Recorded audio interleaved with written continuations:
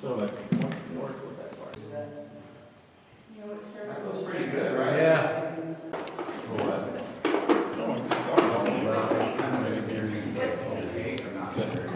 Yeah, I mean, at first, yeah, you're looking around, but now, I mean, again, you know exactly where you're at and why you're there.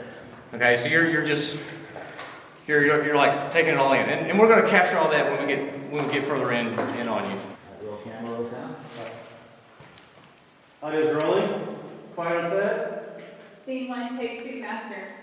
Welcome to the behind the scenes video of how we made the decision.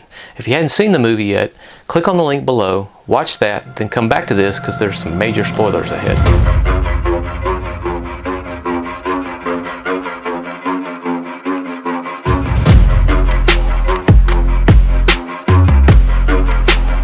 Give me another chance! Let me go back, please, just let me go back!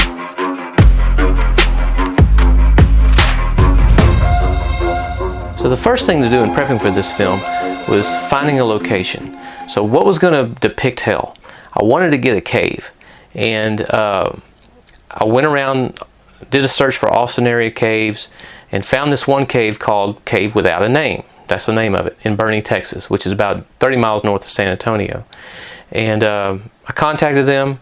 They came back, said yes, and not only did they say yes, but they bent over backwards, accommodating us, just helping out, just doing everything and anything that we had asked. These people were amazing, incredible people, and they really made the experience of filming down there a great thing. Now, for the cave itself, there was 126 steps down into the cave, and so you imagine hauling all of that equipment down into the cave, and then worse, hauling it all back up. I burned a lot of calories that day. But when God gave me this movie, He immediately put Dave Stone on my heart. I've known Dave for over a decade. I pitched him and his partner a script a while back, and just through all that, we kind of got to know each other. Only talked a little bit, a few times a year. But he lived in Phoenix. And when I first got this idea, I was prepared to go to Phoenix. Well, I texted him about this idea. I said, hey, I really love you to play this part. And he texted me back and said, cool, guess what? I just moved to Texas. So I finally got to meet him. I knew he was the perfect person for this part. God reminded me of a scene that he had in his movie, One Hit From Home, where he's running down the road dealing with what he's dealing with, and he just collapses and falls. And he's a great actor, really great to work with him and actually finally meet him.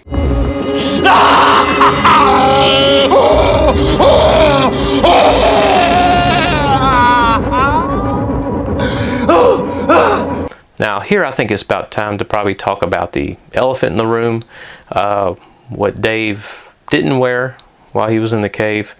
When I make a film, I try to be as authentic as I can, and I know people in hell don't have clothes on. So I try to find a way to do that while still being qualified to not only get into film festivals, but try to keep it PG-13 as much as we can. So I got to thinking, does he put on a stocking? But I didn't want any lines to show, so I found this strapless thing for him to wear, and texted it to him. We both kind of laughed and joked about it. The other funny thing about it, there were some females down there working with us, and some of them were lucky enough to have clipboards as they walked past to kind of shield themselves from the awkwardness. But Dave was such a trooper in it, and he was willing to do whatever it took to sell the realism of the situation. Next, I want to talk about the incredible director of photography that was involved in this, Daniel Maldonado. He and his team were just amazing. He had ideas that were just blew me away.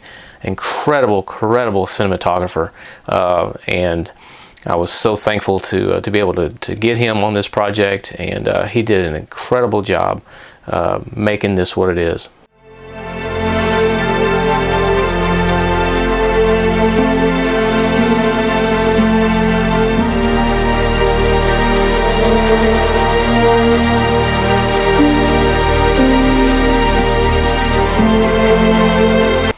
Kenneth Hayda did an amazing job with the sound. Everything sounded perfectly. I want to talk about the gaffer a little bit, Kirby Gamble.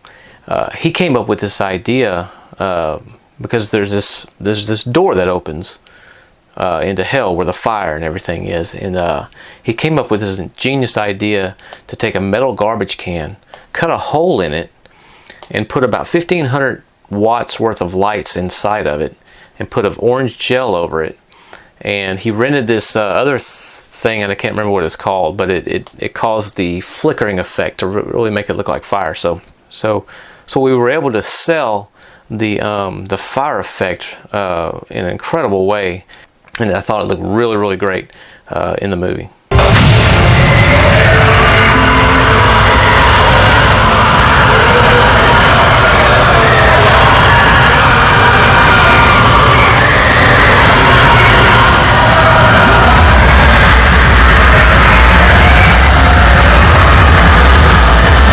Another important effect that I wanted to do in this film was have this invisible force throw my character into the fire.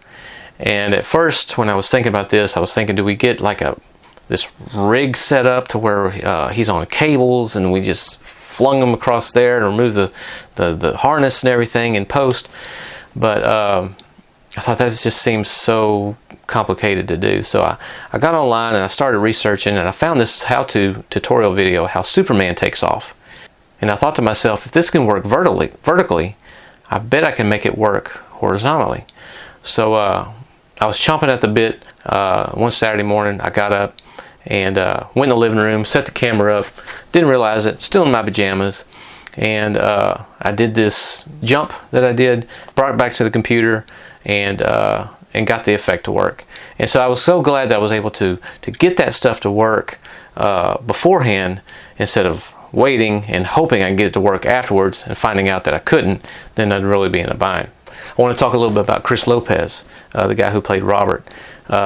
He was a classmate of mine in high school. In fact, we were driver's ed partners. And he just, I found an article on him on our local radio station website, how he had been on an episode of Hawaii Five-0, been doing some stand-ins on Magnum PI. He lived in Hawaii. And so I contacted him on Facebook and said, hey man, I've been dabbling with the camera a little bit, just having fun and stuff. And he said, well, if you ever do a short film, I'd like to be in one. And you don't know if they're joking or not, or how serious that is. But when this project came along, I contacted him. I said, hey, are you interested? And he said, yeah, I'm interested. So I sent him the script. He loved it.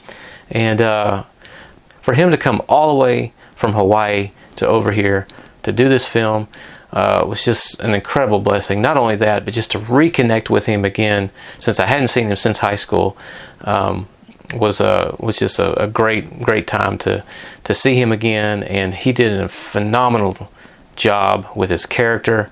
And I can't say enough about how he just killed that role. It was just amazing to see him work, to see him act. It was great. The other day at your house, I don't know if I got through to you, man. Did you think about what I said? Did you believe the truth? Did you? Oh God, please let him have said yes to you. Please. I tried to reach him, Lord. I tried. So I needed two other characters for this film. One guy I found on the website. He had the look I was wanting, this tough guy kind of persona look that I was wanting, Cody Dom, and he agreed to do it. But the character for Doug, I went through two actors before I landed on Christopher Carver. The other guys said yes, but then they backed out for whatever reasons. So, and Christopher Carver was so willing to do it, and I felt bad for these two because they're very, very small roles, but they're important roles for the film. But they were able to, they were very willing, and they were just great to work with, great to meet them, and hopefully maybe we can work again someday soon. So now it's time for day 3. And one day I saw a friend of mine, Cale, posted a picture of a house with a long driveway, and I commented saying that this would be a great scene for a movie. And he said, anytime, come on. So him and Tina just opened up their home. Everybody that I joked with about being in my next one, or joked with me about being in my next one, was in this one. And so I was so grateful for them to allow us to use their home for these other scenes that were in the movie. Another thing that really made this special was a very dear friend of mine. We grew up as next door neighbors. Went out there a couple months before the shoot, and just a location scout, and we met up and got to talking and everything. And out of the blue, she asked if she could come help and be a part of this. I was like, absolutely. So it was really great to have Marissa on board on this, and it was really cool. And a huge thank you to the two that came and documented this: Becky Book for taking the amazing pictures, and Aaron McElwee, who shot these behind-the-scene clips that you are viewing in this video. So all throughout this process, I could see God's hand moving. I could see Him laying the foundation, guiding my steps throughout this whole process. And there wasn't even a blooper in this film. So there's some of the takeaways that I think this film has, because it is a hard film to watch, is number one, I think we need to be reminded by what we've been saved from. And I think it should renew a sense of urgency in believers to go out and share their faith. And but I hope you've enjoyed the film, and I hope you enjoyed this little behind-the-scenes look at how we did things.